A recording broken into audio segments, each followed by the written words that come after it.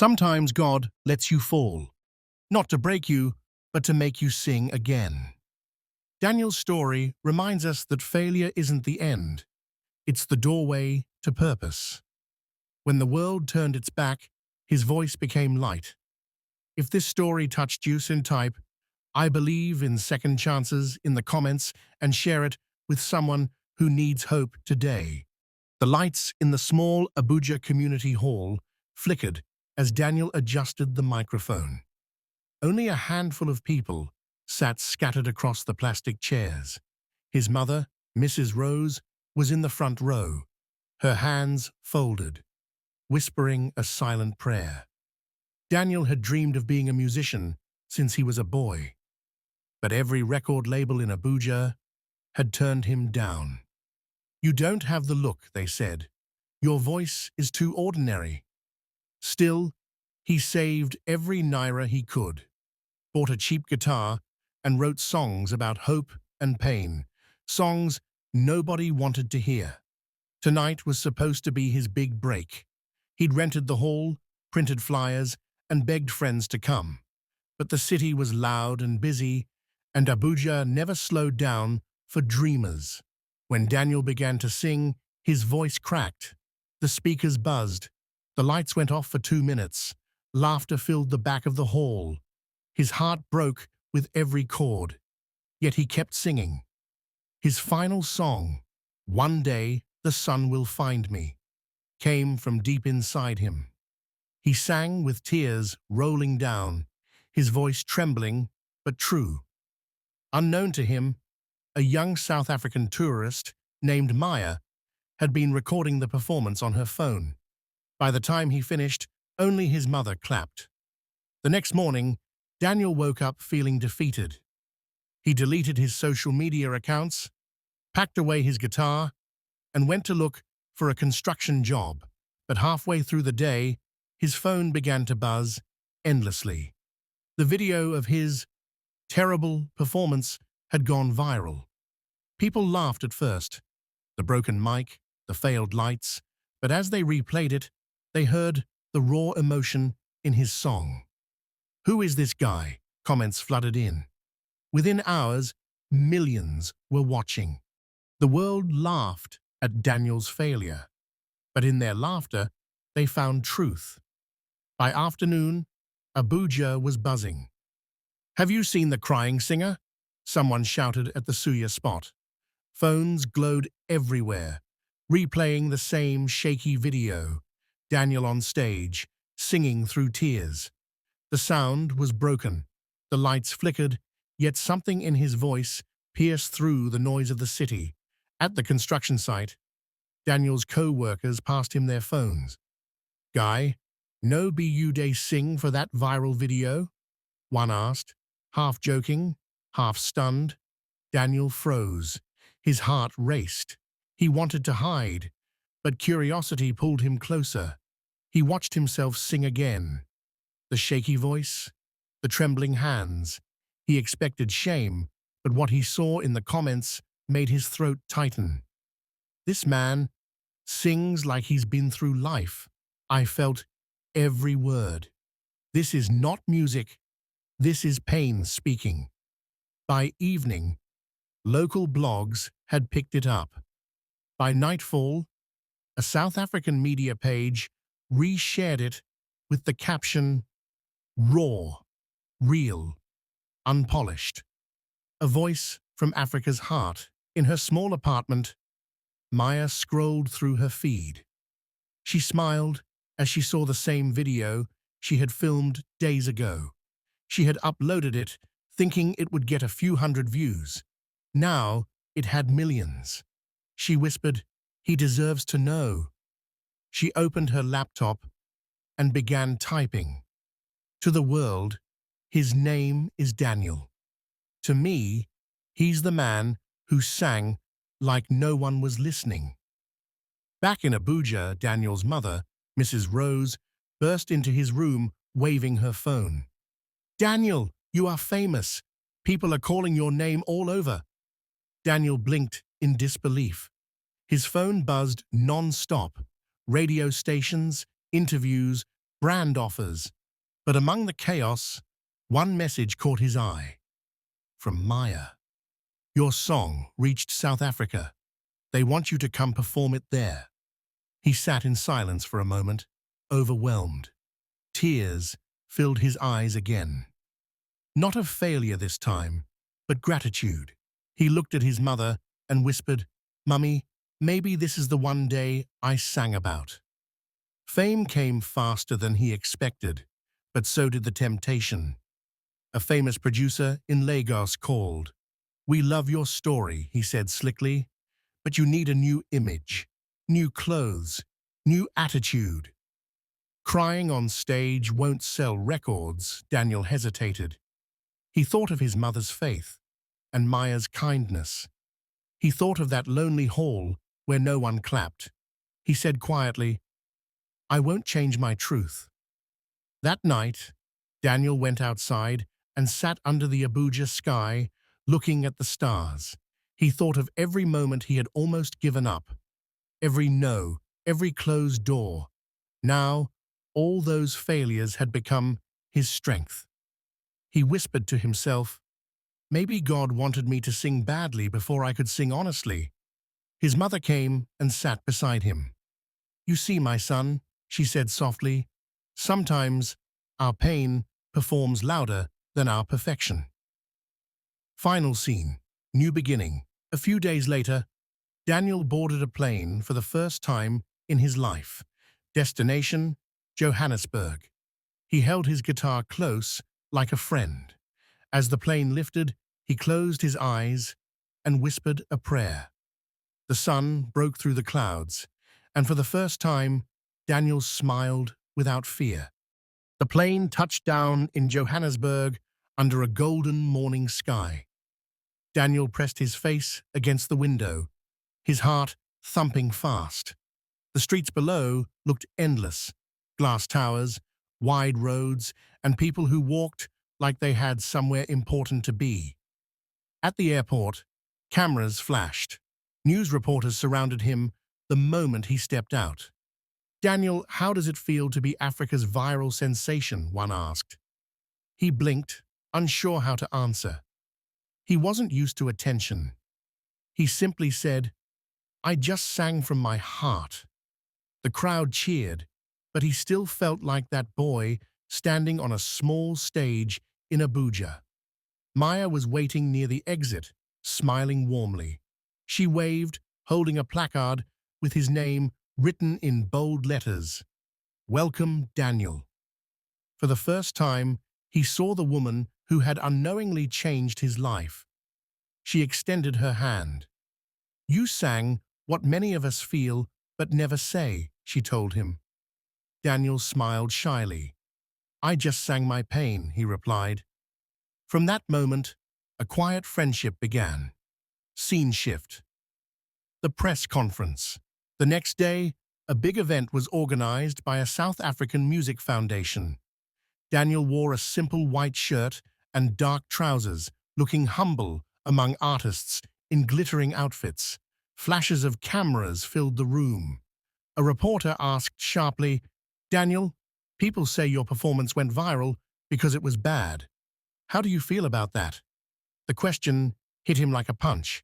He smiled faintly and said, "If my pain made someone smile, I'm grateful. But I don't sing to impress. I sing to express." The hall went quiet.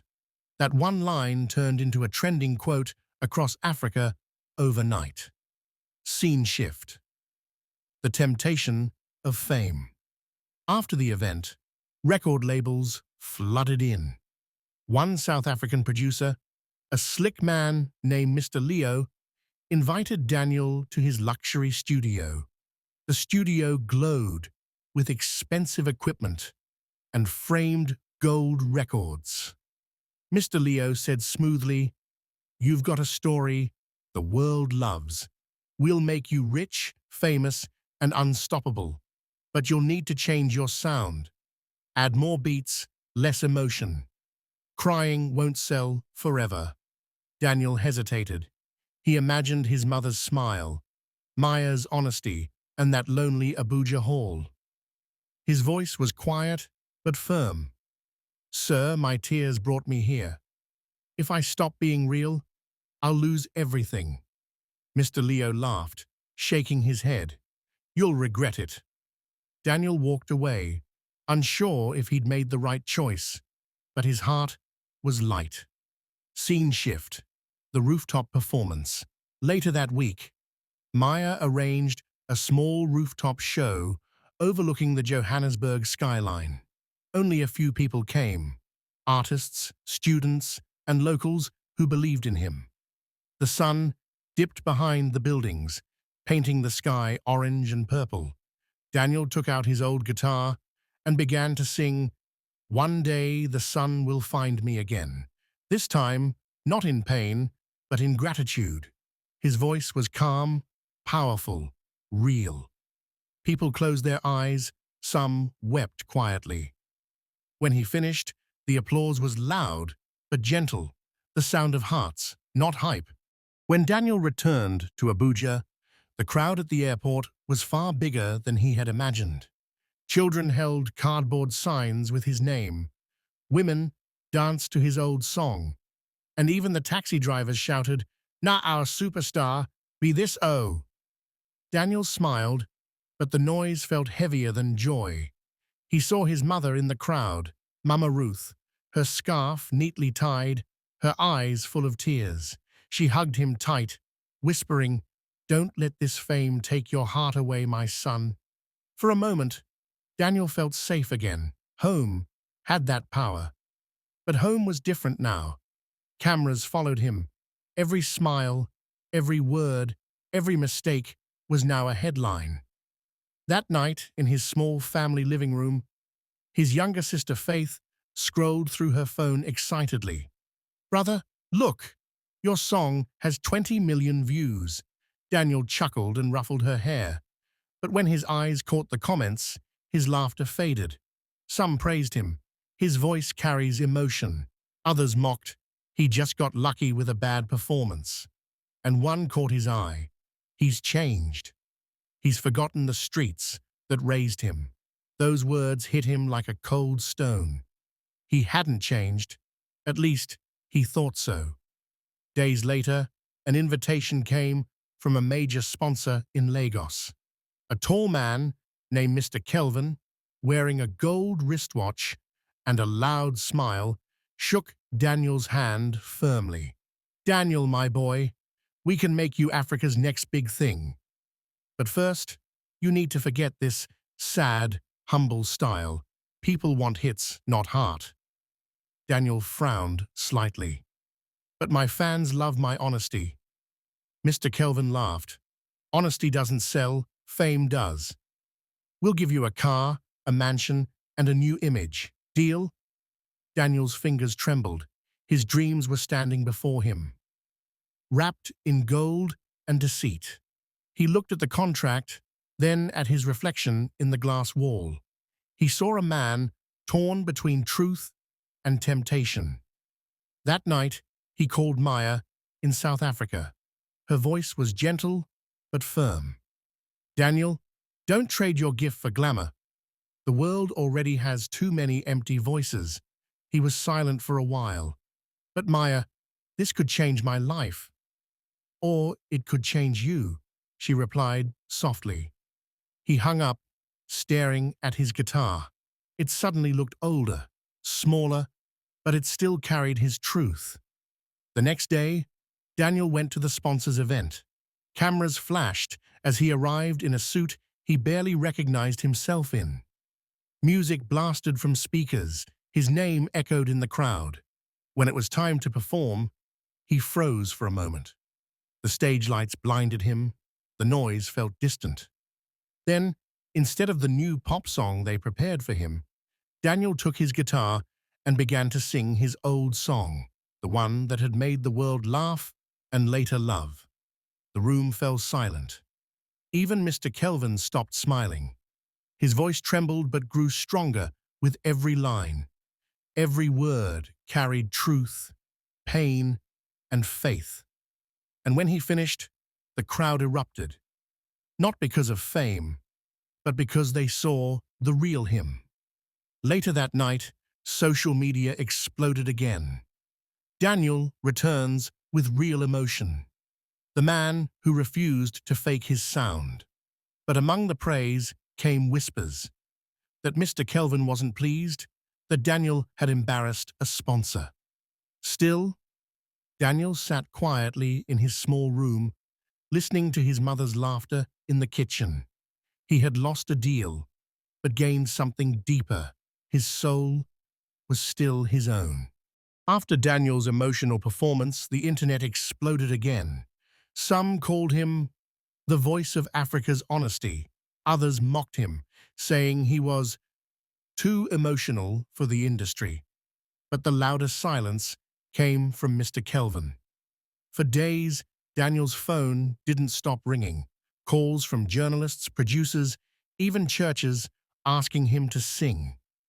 But one afternoon, when he tried to log into his social media accounts, everything was gone.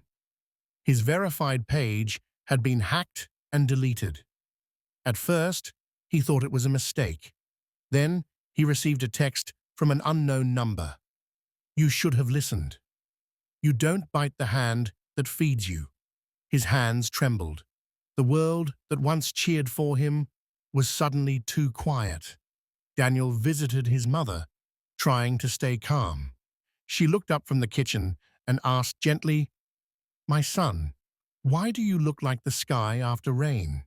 He forced a smile. "I'm fine, Mama. Just tired." But Mama Ruth wasn't fooled. She dried her hands and said softly, "When you stand for truth, lies will fight you. But remember, the truth may fall. It never dies." Her words sank deep, like a seed planted in a storm.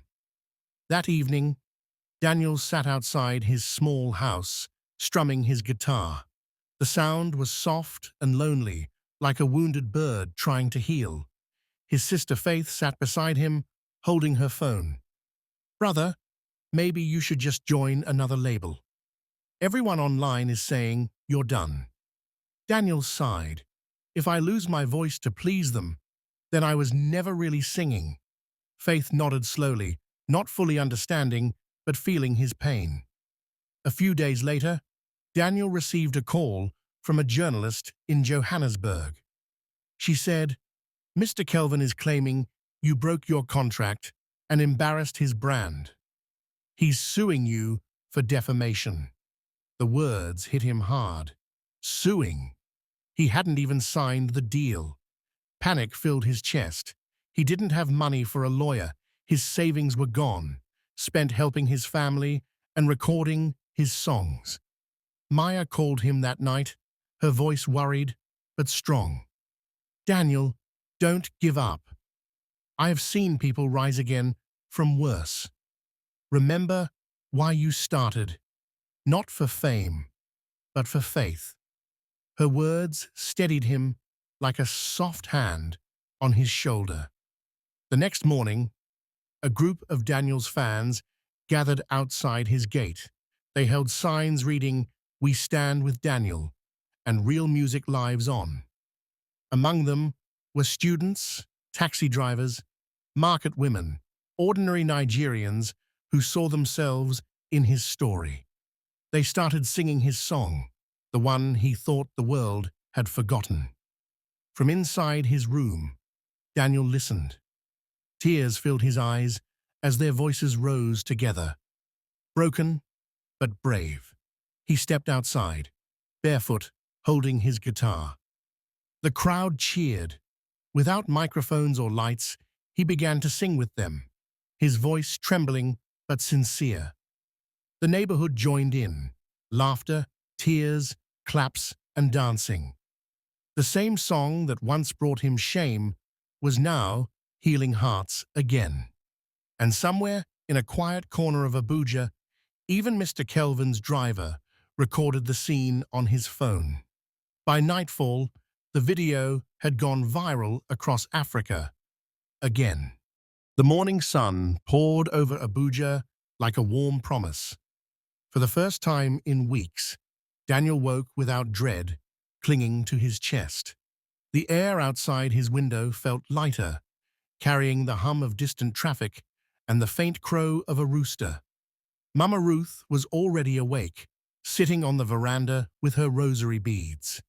Faith swept the compound, singing one of Daniel's old songs softly, the one that had once gone viral before everything fell apart. Daniel sat at the small wooden table, sipping tea, when his old phone buzzed. Unknown number. He hesitated, eyes narrowing, then answered. "Hello?" A calm voice replied, "Good morning, Mr. Daniel.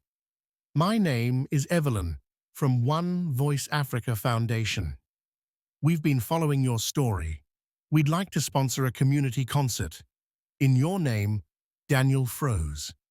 "You mean me?"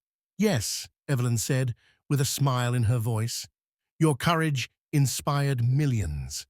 We want your voice to bring hope again, not for fame, but for purpose." He didn't know whether to laugh or cry. For weeks, he had been the face of scandal and mockery. Now, someone wanted to give him a stage again, one that wasn't about competition or judgment, but healing. 2 weeks later, a modest open field in Kubwa buzzed with activity. Children helped hang colorful handmade banners that read, "Voices for Change." Vendors set up small stalls selling roasted corn, puff-puff, and chilled Zobo drinks. Faith handed out flyers, her face glowing with pride. Daniel stood backstage, heart racing. His old guitar hung across his shoulder, newly repaired with a strip of cloth at the neck. He wasn't wearing designer clothes, just a clean white shirt and jeans. But he felt richer than he ever had. Mama Ruth walked up to him, smiling warmly. "You see, my son, when God closes one door, he's just making space for a better stage." Daniel chuckled nervously. "Ma, I'm scared." "Good," she replied. "Only humble hearts get scared before doing something divine." The crowd was larger than Daniel expected. Hundreds of people, from market women to students, even street kids who recognized his face. When he stepped on stage, a soft hush fell over the field. The MC introduced him simply, a man who lost everything but kept his truth. Daniel. He took a deep breath, strummed the first chord, and began to sing. His voice was softer now, rawer, but it carried something no fame had ever given him. Peace. The lyrics spoke of struggle, forgiveness, and second chances, of being broken, yet still believing, of falling in public, but rising in faith. As he sang, tears filled many eyes in the audience. A young boy lifted a cardboard sign that read, "Thank you for reminding us not to give up." Daniel's voice cracked halfway through the song, but the crowd joined in, singing the chorus with him. Even the wind seemed to move with the rhythm, swaying the trees around them. Mama Ruth and Faith held each other, singing softly. Evelyn, the foundation's representative, recorded the moment with her phone, tears streaking her cheeks. That night, clips from the concert flooded social media. Unlike before, this wasn't a scandal, it was a testimony. Headlines read, "Daniel returns, not for fame, but for healing. From mockery to ministry. The voice that refused to die." Churches, NGOs, and artists began inviting him to speak and perform. People said his music wasn't just entertainment anymore. It was a reminder that truth, though wounded, still sings. Weeks later, Daniel sat at the same table where he once cried over his broken phone. Now, his inbox was filled with messages, not threats, but invitations. Among them, one stood out. A well-known record label in South Africa wanted to collaborate on a music project called Voices of the Forgotten. The project would feature artists who had been silenced or cancelled, giving them a platform for redemption. He read the message twice, then looked up at Mama Ruth, who was washing plates in the corner. "Ma," he said softly, "they want me to go to South Africa." She looked up, smiling knowingly. "Then go, my son. You have carried pain long enough. It's time to carry light." Weeks later, Daniel found himself boarding a plane for the first time. The city lights of Abuja shimmered beneath him as he whispered a prayer of gratitude. He clutched his guitar like an old friend, ready to start anew. Across the aisle, he saw a little girl wearing headphones, humming a tune. When he listened closely, he realized it was his song. He smiled, tears threatening to fall again. For the first time, Daniel didn't feel like the man who lost everything. He felt like the man who found purpose in losing. Back in Abuja, Mama Ruth and Faith watched a live stream of his performance from South Africa. He sang on a stage flooded with warm lights, backed by a multinational choir. The audience waved small flags, Nigerian, South African, Kenyan, united in music. When he finished, the crowd roared. Maya stood among them, smiling proudly, mouthing the words, "You did it." Daniel closed his eyes and whispered into the mic, "This isn't about fame. This is about finding grace after the fall." And the lights dimmed, leaving only the sound of hope echoing through Africa. The air in Lagos was heavy with the sound of dreams and desperation. Daniel sat in a small studio apartment, a single fan humming weakly in the background. His old guitar leaned against the wall, its strings worn thin like his spirit. Across the room, his phone blinked with messages, some of encouragement, most of mockery. "You're wasting your time. That performance was a joke. Try something else, bro." Each notification cut deep, but Daniel refused to let go. He knew he was close to something, a sound, a truth, a song that would speak for those who had no voice. That night, he opened his window. The city lights of Lagos shimmered in the humid air. He closed his eyes and whispered, "If I fail again, let it be the failure that teaches me who I am." Meanwhile, back in Abuja, his mother knelt in the living room, hands clasped in prayer. "Lord, don't let his light fade. Let the world see what I've seen in him since he was a boy." Her tears fell on the old tiled floor, the same one where Daniel once practiced his first song. The next morning, Daniel received a message that changed everything. It was from a South African producer, Lerato Mbeki, who had stumbled upon a short clip of Daniel's failed performance on social media. "Your voice, it's raw, real. I hear pain in it, but also truth. I want to work with you." Daniel stared at the message for a full minute, heart pounding. He thought it was a scam, until a video call came through and he saw Lerato's confident smile. "Daniel, I don't care about perfection. I care about emotion. Come to Johannesburg.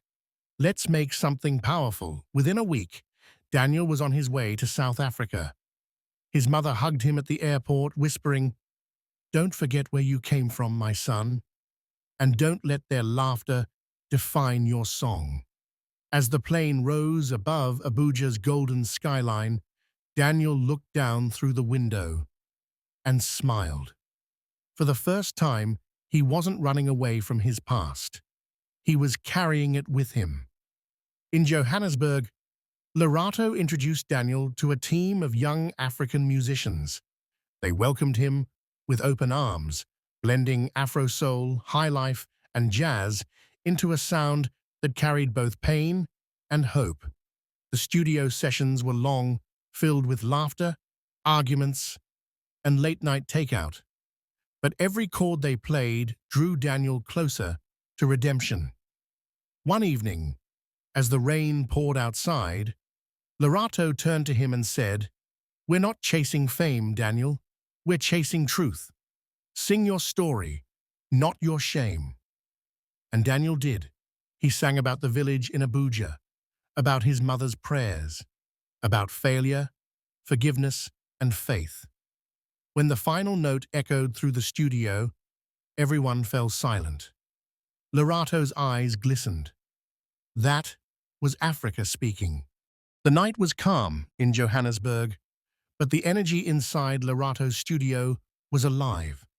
Daniel stood by the mic, his eyes closed, his hands trembling slightly as the music began to play. The room smelled of coffee and sweat, the air thick with anticipation. The instrumental started, a soulful blend of Afro soul and highlife, echoing the pulse of two nations. Lorato sat behind the console, headphones on, eyes locked on Daniel. "Sing your story," she whispered. And he did. His voice rose, cracked and soared, a cry, a prayer, a confession. He sang about pain, shame, and faith. He sang about falling in front of the world, about hearing laughter instead of applause, about how his mother's prayers had kept him standing. Every note carried emotion so raw that the entire room went silent. Even the soft buzz of the fluorescent lights seemed to disappear. By the time he hit the final chorus, Daniel was crying. His voice broke, but he didn't stop. He sang through the tears, and when the song ended, there was silence. Deep, holy silence. Lorato stood up slowly, eyes wet. "Daniel, that wasn't just music. That was healing." 2 days later, Lorato uploaded a snippet of the recording online with the caption, "When pain becomes art, it heals the soul." The world needs to hear this. Within hours, the clip spread across TikTok, Instagram, and YouTube. People from Nigeria, South Africa, Ghana, and even the UK began sharing it. Comments flooded in. "Who is this man? This voice speaks to my pain. I cried listening to this." In Abuja, Daniel's mother sat on her old couch, holding her phone and crying as she watched the video of her son, no longer broken, but reborn. A week later, Daniel's full song, titled "Second Chance," premiered online. It went viral in a single night. Radio stations in Lagos and Cape Town played it back-to-back. Churches used it in morning devotions. People began tagging him, saying the song had saved them from giving up. Daniel sat in disbelief, watching the views climb. He whispered a silent prayer of gratitude. When Lorato entered the studio, holding 2 cups of coffee, she smiled and said, "The same world that mocked you now sings your song." Later that evening, Daniel stood on the studio rooftop, looking at the Johannesburg skyline, glittering under the moonlight. He thought of the laughter, the failure, the pain, and smiled. "If I hadn't failed, I would never have found my truth." The wind brushed against his face, carrying faint sounds of distant music. Somewhere, someone was humming his song, and for the first time in his life, Daniel felt free. Weeks after his song went viral, Daniel's life became a blur. His name was now everywhere, on billboards in Lagos, on radio shows in Johannesburg, and in church playlists across Africa. Invitations poured in. He was suddenly the man everyone wanted to interview, sing with, and know. But deep down, Daniel wasn't chasing the noise. He was chasing meaning. One bright afternoon, Daniel sat in a Johannesburg cafe with Lorato. The hum of conversation and soft jazz music filled the air. Fans kept glancing at him and whispering, "That's Daniel." He smiled politely, but looked tired. Lorato noticed. "You've been running non-stop," she said, sipping her tea. "Yeah," Daniel replied quietly, "but something's missing. I thought success would fix the hole inside, but it hasn't." Lorato leaned forward. "Maybe the healing you started needs to finish where it began." Daniel looked up, eyes thoughtful. "Abuja?" She nodded. "Go home. Sing there. Not for the fame. For the truth." 2 weeks later, Daniel boarded a flight back to Nigeria. As the plane descended over Abuja, he stared out the window. The red earth, the green trees, and the familiar golden light flooded his heart with nostalgia. At the airport, a small crowd of fans waited for him. Some held placards that read, "Welcome home, Daniel," and "The Voice of Hope." He smiled shyly, waved, and hugged a few of them. The cameras flashed, but his eyes searched for only one face. And then he saw her, his mother, standing at the edge of the crowd in her usual Ankara wrapper, tears glistening in her eyes. He walked straight to her, dropped his bag, and hugged her tightly. Neither of them spoke, because some feelings are too deep for words. Later that night, Daniel sat on the porch of their modest family house. The crickets chirped, and a soft evening breeze carried the smell of rain. His mother sat beside him, holding his hand. "You've made us proud," she said softly. "It was your prayers that found me," Daniel replied. She smiled. "No, my son. It was God's mercy." They both laughed, quietly, watching the stars. A few days later, Daniel visited his old local church in Abuja. The same small stage where he once failed now stood before him, cleaned and decorated for Sunday service. The pastor welcomed him with open arms and said, "Daniel, the whole world heard your song. Now let Abuja hear your heart." Daniel nodded humbly. When he stood on that stage again, the crowd fell silent. This time, there was no fear, only gratitude. He looked out at the familiar faces, saw children, elders, and his mother in the front row. "I once sang here and failed," he said, voice calm. "But that failure became my foundation. This is where I learned that even broken songs can still heal hearts." The audience erupted in applause. Then he began to sing Second Chance, the same song that had healed strangers across continents. But this time, it was for home. His voice was stronger, deeper, and filled with love. Some people cried. Others raised their hands in praise. As the last note faded, Daniel looked up toward the heavens. "Thank you for letting me come full circle." The pastor walked up and embraced him. "The world saw a star, Daniel, but we see a sun." The morning sun in Abuja spread gold over the city rooftops. Daniel sat on the porch, sipping tea, breathing in the peace he'd longed for. The air smelled of dust, hope, and home. His mother's gentle humming floated from the kitchen. For the first time in years, his heart wasn't heavy. His phone buzzed. A call from Lorato. "Daniel?" Her voice rang with excitement. "You won't believe this. Your song, Second Chance, has gone viral across South Africa and Nigeria. Even a record label in London wants to feature you for a global concert. Voices of Africa Unite." He froze, mug trembling slightly in his hands. The same song he once performed in a small church, the one people laughed at, was now crossing oceans. His mother stepped out, wiping her hands on her apron. "What's that look on your face, my son?" Daniel smiled faintly.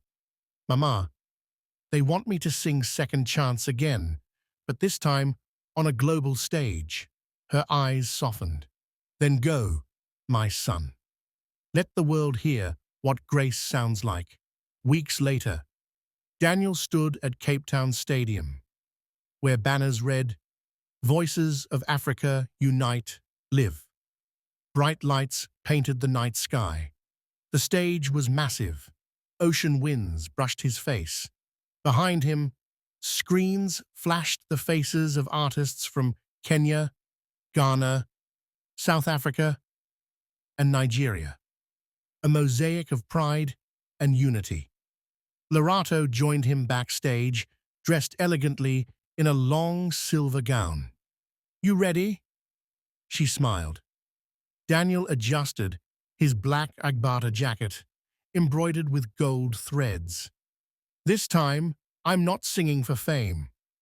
I'm singing for every dream that almost died when the host announced his name." The stadium roared. "Ladies and gentlemen, from Nigeria, Daniel Uche." He walked out slowly, the crowd's cheer echoing like thunder. The lights dimmed. His guitar was in his hand again, the same one from his first church performance. He strummed the first note of Second Chance. The crowd grew quiet. Even the stars above seemed to listen. His voice rose, warm, soulful, unbroken. "I fell, and I rose again. Grace found me." When the world walked away, tears filled Lerato's eyes backstage. She whispered to herself, "He's home, even here." Midway through the song, the giant screens displayed clips of his old church performance, the moment he had been mocked. But this time, it was followed by his journey, his healing, his mother's smile, and his return home. The audience rose to their feet, waving phone lights like stars. By the end, Daniel's voice cracked slightly, not from weakness, but from gratitude. He finished the song with his hand over his heart. Silence.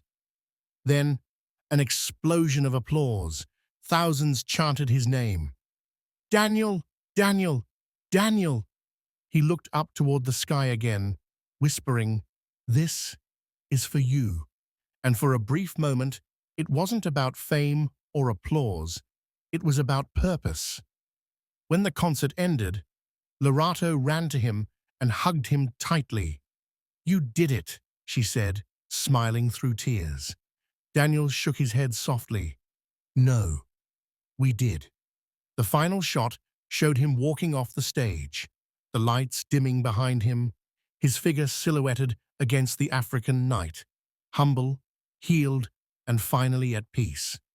The sun was gentle that morning in Abuja, as if the city itself was smiling. Streets buzzed with excitement. Posters of Daniel Uche were everywhere. His performance in South Africa had not only gone viral, it had touched hearts across continents. People called it the miracle song. Daniel stepped out of the car, surrounded by reporters and fans. Cameras flashed as children waved handmade banners that read, "Second Chance Forever." But Daniel wasn't thinking about fame. His heart was fixed on something else. He wanted to thank the community that once watched him fail. He returned to the old church where it all began. The building looked smaller now, freshly painted, but its wooden doors still creaked.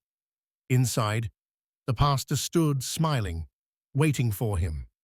"Daniel," the pastor said warmly, "when you first sang here, we saw a young man trying to find his place. Now, we see a man who has found purpose." Daniel smiled humbly. "I came to say thank you, sir." For not closing the door when I stumbled, the pastor nodded. "God never closes a door he intends to open wider." They both laughed softly. Then Daniel looked around the empty pews, remembering the faces that once stared at him, some mocking, others pitying. He closed his eyes, and for a moment he could still hear his own trembling voice from that long-ago day. That evening, The church organized a special Thanksgiving concert. The hall was filled, families, students, mothers, and fathers. Everyone wanted to witness his return. Daniel's mother sat in the front row, glowing with pride. The lights dimmed, and Daniel stepped up to the same stage that had once terrified him. He wore a simple white kaftan with silver embroidery, symbolizing humility and rebirth. When he spoke, the hall went silent. "I once sang here, and I failed," he began softly. But that failure was the seed of something bigger. If life ever pushes you down, remember, even dust can shine when the light hits it. The crowd murmured in awe. Then, as his fingers touched the guitar strings, the first notes of Second Chance filled the room. But this time, something strange and beautiful happened. The crowd began to sing with him. Their voices rose together, hundreds of people singing one song, one story. Tears filled Daniel's eyes. He stopped singing for a moment and listened. The same church that once mocked him was now echoing his redemption. His mother raised her hands, weeping joyfully. The pastor stood, eyes glistening. Even the children sang with passion, their little voices carrying hope into the night. When the music ended, Daniel stepped away from the microphone, overwhelmed. He looked up, whispering, "Thank you, Lord, for letting me fall, so I could learn to rise."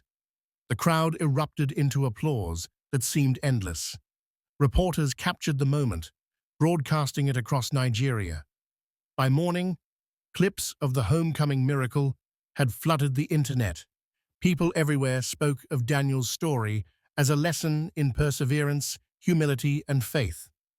That night, Daniel returned home to find his mother sitting on the porch, smiling at the stars. He sat beside her, quietly. She said softly, "Do you see now? Even a poor performance can become a song that heals nations." Daniel nodded, eyes wet. "Yes, Mama, because failure isn't the end. It's the rehearsal for greatness." They both smiled, looking up at the night sky, the stars shining brighter than ever, like applause from heaven. The sun rose gently over Abuja, painting the streets with golden warmth. At the corner of Garki district, a small building buzzed with laughter and music. A new signboard stood proudly outside, the Second Chance Foundation.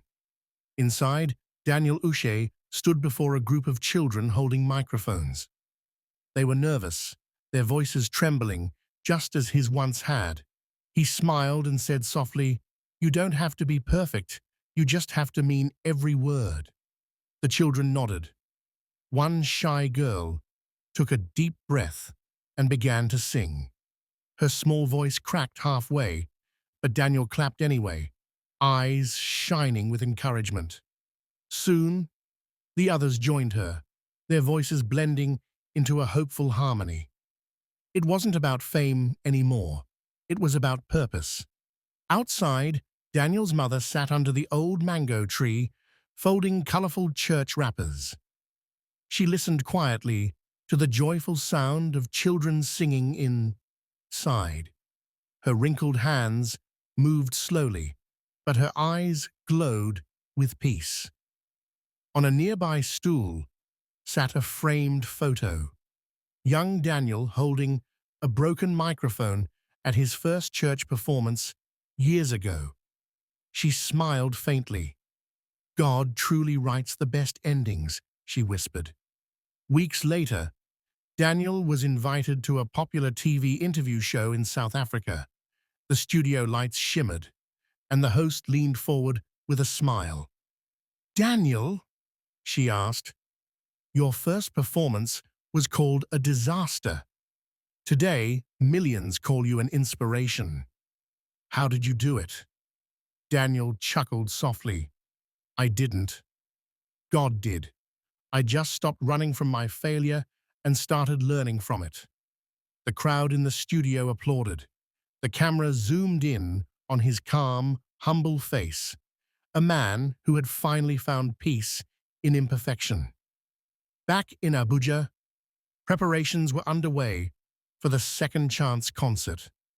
1 year later, banners decorated the community grounds. Families gathered under the soft glow of fairy lights. Children from the foundation stood behind microphones, while Daniel tested his guitar, the evening breeze lifting his shirt slightly. When the lights dimmed, Daniel stepped forward and began singing Second Chance. The audience lifted candles and phone lights high, their faces glowing with emotion. As he sang, children joined in, harmonizing beautifully. Their small voices carried hope into the night sky. It wasn't just a concert, it was a testimony. After the show, a little girl from the foundation approached Daniel shyly. She held out a hand-drawn picture of him with angel wings surrounded by musical notes. Beneath it were the words, "You taught me to try again." Daniel knelt to her height, tears filling his eyes. "No, you're the angel," he said softly. Later that night, Daniel sat with his mother at home. The kerosene lamp glowed faintly between them. She reached across the table, touching his hand. "Your voice has become your ministry, my son," she said. Daniel looked down, overwhelmed by her words. "Mama, everything I am, it started with your prayers." She smiled, tracing a cross on his forehead. "Then keep singing, Daniel. The world still needs your story." Months passed. The foundation grew, reaching beyond Abuja, into Lagos, Port Harcourt, and even Johannesburg. Children sang songs of hope in classrooms and churches, inspired by Daniel's journey. One day, during a small rehearsal, Daniel paused, listening as the children sang his old song in perfect harmony. He smiled deeply. He didn't need applause anymore. His life had become the music. The stage from his last concert now stood empty, the night sky stretched above it. A single spotlight glowed on the microphone stand, the soft echo of his voice fading into the wind. As the camera lifted toward the sky, stars twinkled brightly, forming a faint shape that looked like a musical note. Text fades in across the sky. "No failure is wasted. Every fall is the rhythm of your rise." Dear viewers, what lesson did you take away from this dramatic tale? We'd love to hear from your thoughts in the comments below. If you enjoyed the story, give us a thumbs up, share it with your friends, and hit the subscribe button. Don't forget to turn on notifications so you never miss out on our latest updates. Thanks for watching and stay blessed.